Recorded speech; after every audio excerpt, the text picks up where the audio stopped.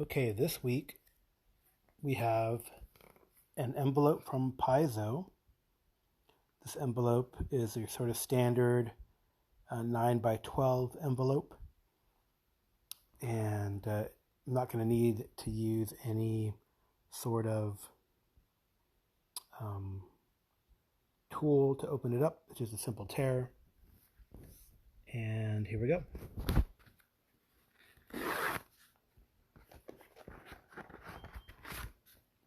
Okay, interesting.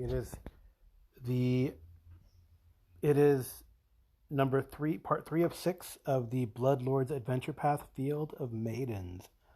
So this is their latest adventure path by Paizo. It clocks in at about 96 pages. That's kind of the standard. Maps on the front, map of Geb on the inside cover, map of something probably in the adventure on the back cover. The last few pages are advertisements, but it's got 4 sections. The adventure itself, Holomog, Among the Shadows, Adventure Toolbox.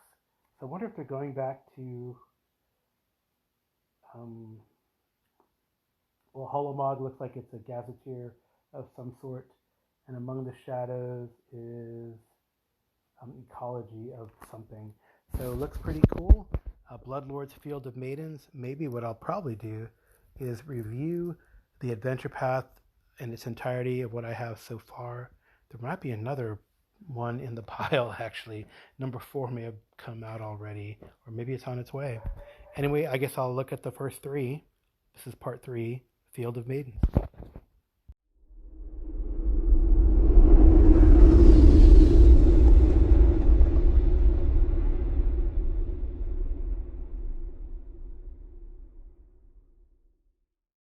All right, well, I don't know what I've quite gotten myself into. And I apologize for the scratchy voice. A lot of allergies, I guess, going down in South Texas. Anyway, I don't know what I got myself into, but there are actually 4 of these books that I have for Bloodlords. The first one is called Zombie Feast, the second Graveclaw, next Field of Maidens, and number 4, which has come in, which I didn't know, and I must have been a clandestine unboxing, is The Ghoul's Hunger. And number 5 actually is on its way. I saw an email from Paizo that it's on its way. And that one is called A Taste of Ashes. So something cool that they do in the first book, Zombie Feast in this case, is that they give you a campaign overview. And in that campaign overview, they give you like a summary of all the different modules that are going on in there. And so let's see what the summaries might look like, at least for the first 4.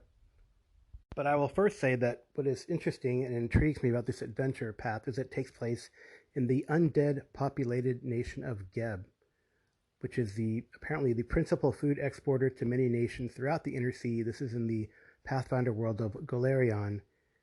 Few foreigners hold the undead nation or its melancholic ghost king with anything other than distaste. But they've come to rely on Geb's cheap, zombie-raised food. Wow. So anyway, Geb, the infamous necromancer, founded this nation a millennia ago after the earth-scorching war with the archmage Nex ground to a halt. Geb found no passion for ruling and no meaning without his rivalry, so he ended his life but arose as a ghost. No more interested in a rulership as a ghost than he had as a living man, Geb mostly retreated from public view and has now entrusted the control of the country to his 60 apprentices, the Bloodlords. So I think that's probably, maybe it's called the Bloodlords because there might be a conflict among the Bloodlords to assume control, gain hegemony, whatever, in the country. So let's look at those summaries. So in the first book, Zombie Feast, which is for levels 1 through 3, this is Pathfinder 2. Wow, I did not remember. Wow, Pathfinder Adventure Path number 181. They've done 181 of these.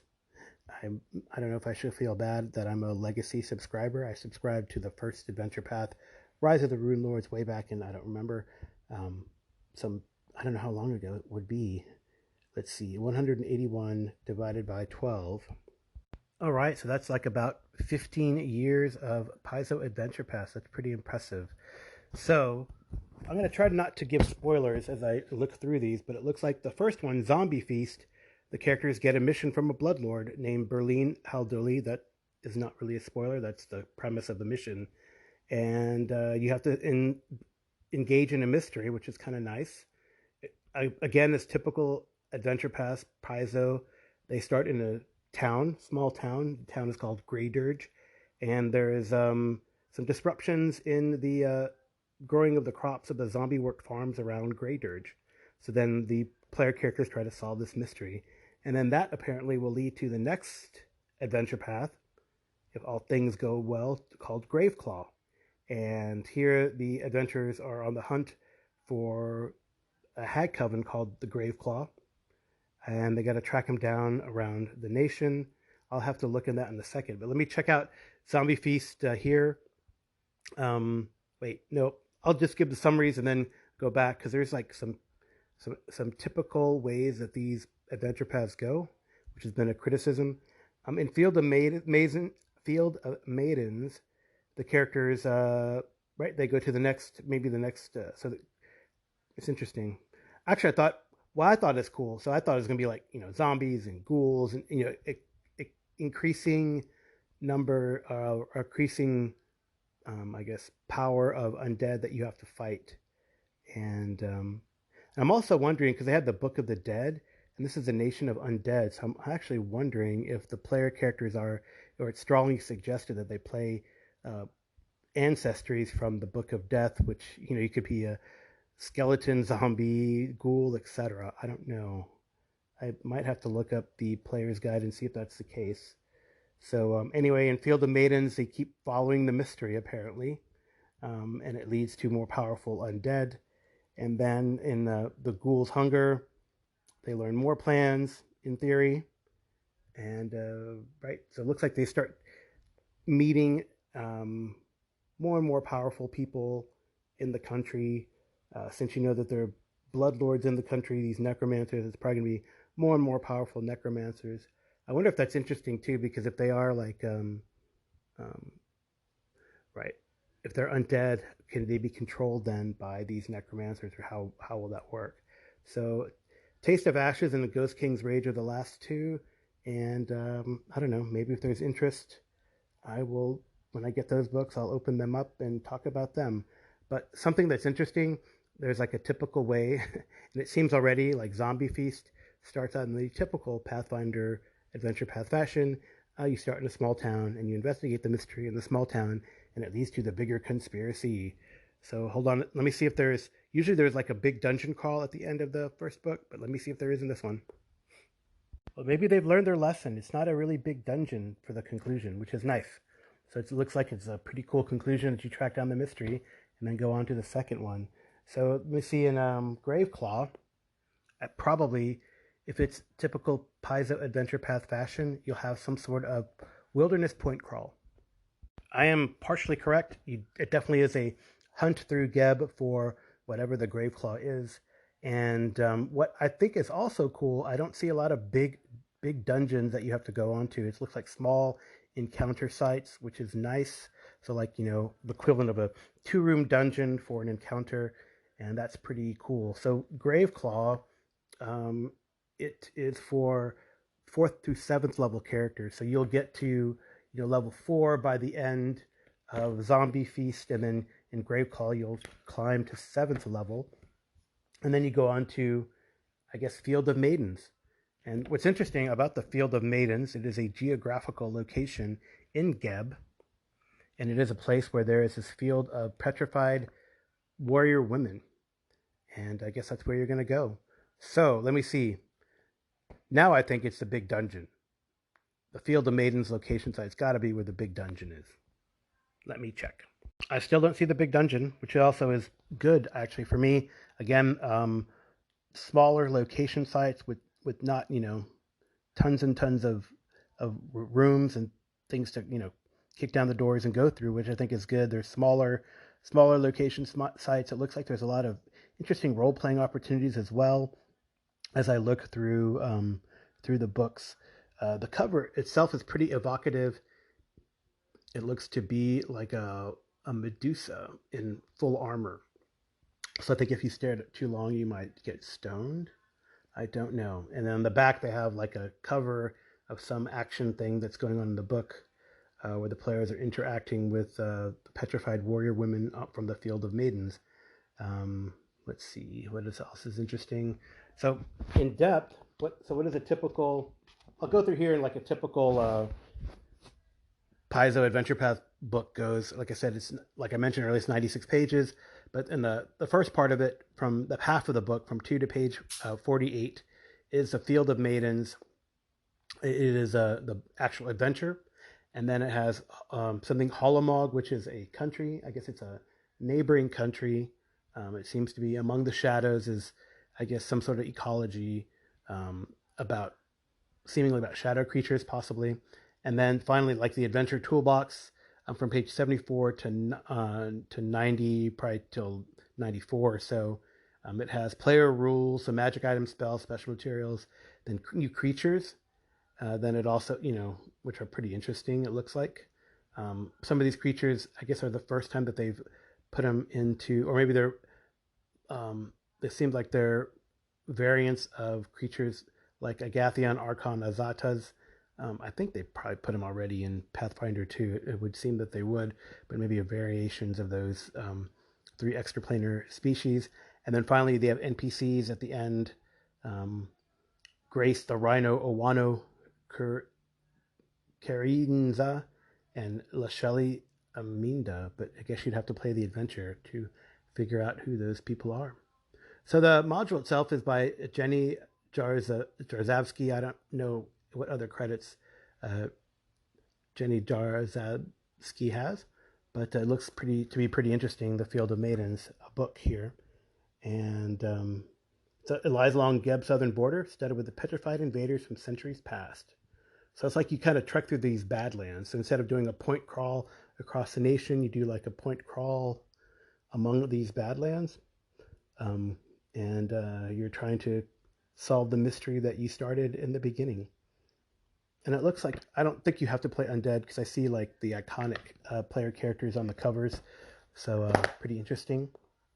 And then finally, the Ghoul's Hunger. Does this one have the big dungeon? Let me check. All right, so interestingly, the Ghoul's Hunger seems to be a city-based adventure, and there's a lot of intrigue and events that go on in the city with a final conclusion maybe at the location of the big bad in the book. Some sort of, it's like a castle, and you fight things at the castle, presumably, and you continue to solve the big mystery of what's going on. So it looks like also, I was looking briefly, it looks like, again, Paizo is notorious or infamous or famous for these like mini games, and it looks like the mini game in here is how to gain. It's definitely, it seems like there's faction play with all the factions of the different Bloodlords. I hope there's not like 60 factions you have to court, but it seems like you're going to be courting factions and making deals and learning about the intrigue of the governmental system as agents initially of one of the Bloodlords. So that's probably the mini game is faction play, which might be pretty interesting, I think. Actually, the more I look at it, the more interesting this is becoming. Let me take a break here, and I will look up the player's guide and let you know like what they suggest for player types for this adventure path. Now, I know in my campaigning world, we're about to start Kingmaker, but there's so many good adventure paths, and I know even in Pathfinder 1, I would love to have done Reign of Winter, which I never got to do, and I've stopped and started quite a few of the adventure paths from back in the day. Some we got to, so usually we get to the third book and then things peter out. But I've gotten to some books, where we've gotten to book 5, and then unfortunately life happened and the people moved away. Changes in life, like getting married or having kids as well. You have other responsibilities besides the game, so you got to go, and that's what happens, right? So I have finished some Adventure Pass, never a Paizo Adventure Pass set in Galarion, though. Um, we are working on Abomination Vault, and we're almost finished with the first book, but that one's a three-parter, so it's a little easier. Now, I did finish the Starfinder epic, Dead Suns, which was amazing, had some great players, and we did finish that one all the way up. Got those players up to, I think, I feel like level 15 or so. And then what's cool is they have a follow-up where you can use those characters. Um, in one of the like a short 3-part arc adventure path that maybe it'd be fun to dig out those characters. I don't know if those players still have them and play those guys again to 20 and see what happens. But anyway, I'll be right back. Let me look about that the player's guide.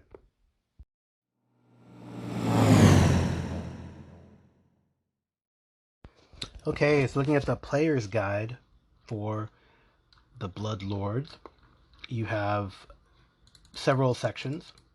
The first section is on Grey Dirge, the little town you start up at, neighborhoods, and the map. Then there is something on factions, so there's definitely something happening with faction play, and they give a list of the largest factions, most powerful factions in the land. I mean, it's only a 14-page document, so you know it's not going to be super detailed, but it gives you like an idea of who the great factions are. So there's like a group of great factions and a bunch of lesser factions. And it says, I was correct, factions is a minigame because the GM has information how to track your reputation with the great factions, earning faction favor and deciding who to throw your weight behind. So that's pretty interesting. He's going to have faction play. And maybe as you get bigger and more powerful, they introduce more like domain play. Do you become a mover and shaker in Geb? All right, so character suggestions. So you're free to make any kind of character. This is kind of the question I was looking at.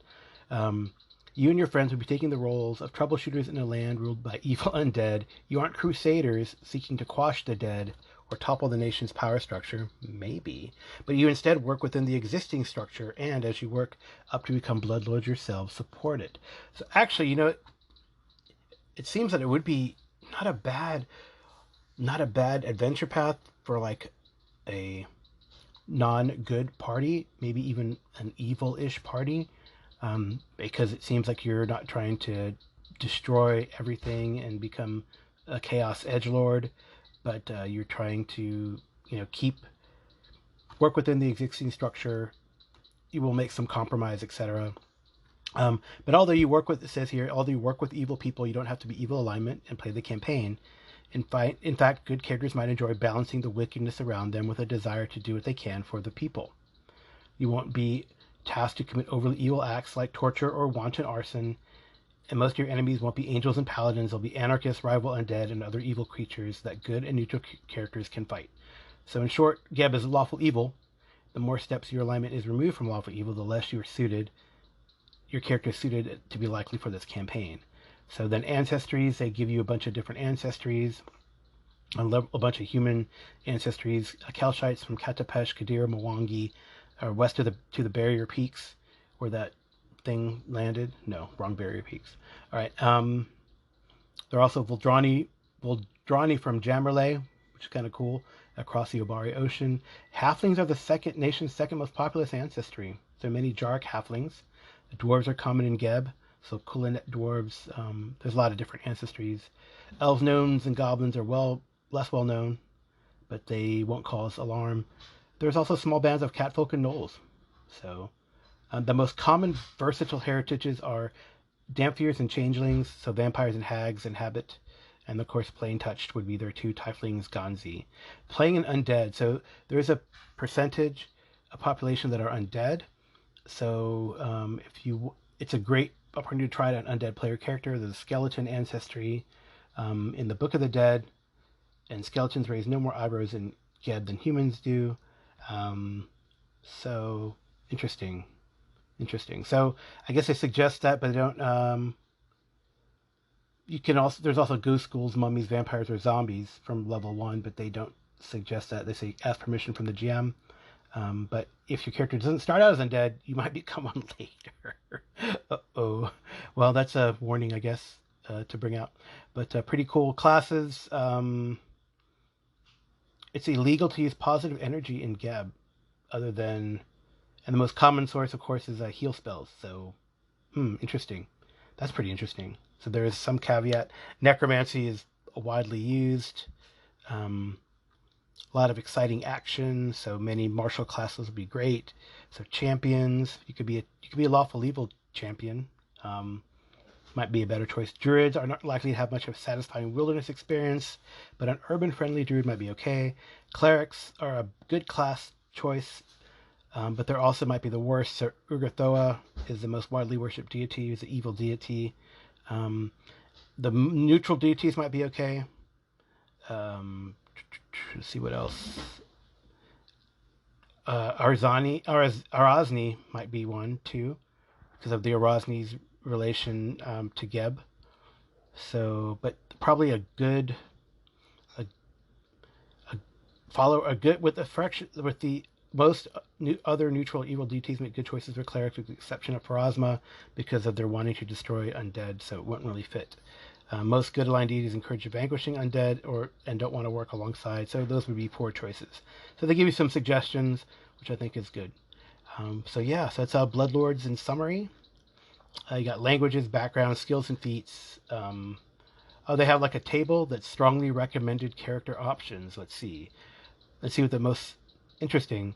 So strongly recommended: lawful evil, lawful neutral, neutral evil, Dampier, human, or skeleton. Classes: bard, cleric of evil, investigator, oracle, rogue, wizard, necromancer, especially. So pretty cool. Recommended: changeling, dwarves, and halflings. Appropriate: any lawful good from another common heritage. Not recommended: neutral good, chaotic neutral. So champion of a good aligned is not really recommended. But sorcerers, undead bloodline especially could be cool. A witch would work, I think, really well. Anyway, they give a good table, which is kind of neat.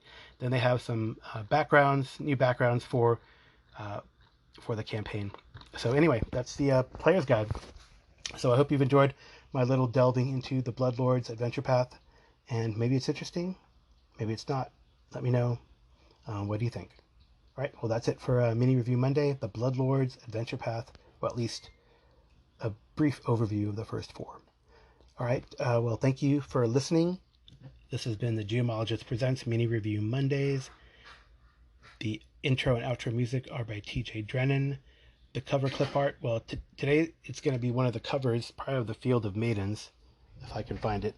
And that's going to be by, and the cover artist is Natasha Nanook, who did the cover of the Field of Maidens. And then, what else do I got to tell you? Right, normally the cover clip art, and on Wednesdays you'll see probably my wife Emily does the cover clip art. So how do you want to contact me? If you want to contact me, how can you do that? You can leave me a message, send me either an email message or a voice message to geomologist@gmail.com. You can leave a message for me at SpeakPipe. I have a SpeakPipe account, which I'll link in the show notes. You can leave me a message on the various Discords. I hit a lot of them, including I have our own Discord. I think it's the Geomologist Laboratory or something like that. And then I'm also on the Audio Dungeon Discords and a host of other Discords. And then you can always send me, if you're wanting to try the technology, which is not so great, you can leave me a message with the Anchor, not with the Anchor app, but only on the Anchor website. So anyway, thanks so much for listening, and I'll talk to you all soon. So bye.